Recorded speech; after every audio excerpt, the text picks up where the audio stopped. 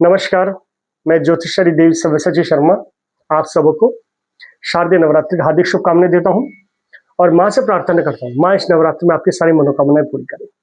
अब की बार नवरात्रि 22 तारीख से प्रारंभ हो रहे हैं, सोमवार से।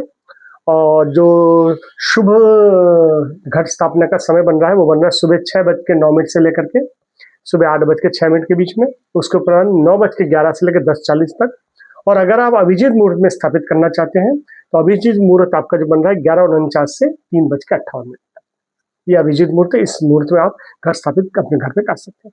अब की बार तिथि वृद्धि हुई है, अर्थात जो अष्टमी है वो 30 तारीख की पड़ रही है। महानवमी जो है वो 1 अक्टूबर की है और दशहरा मनाया जाएगा 2 अक्टूबर के दिन।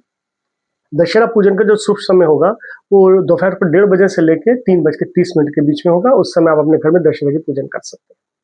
और संध्या में 7:10 के उपरांत दशमी समाप्त होगी, एकादशी लग जाएगी।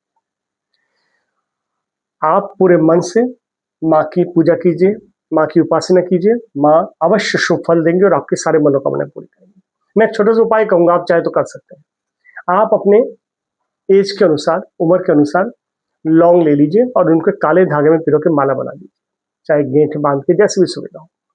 और उस माला को माँ को अर्पण कीजिए और अर्पण करते वक्त अपनी एक मनोकामना कहिए कि माँ मेरी मनोकामना सिद्ध हो। और उसके बाद उस नवमी के उपरांत उस माला को लेकर के आप अपने कैश बॉक्स में या अलमारी में कहीं भी स्थापित करके रख दीजिए उसको।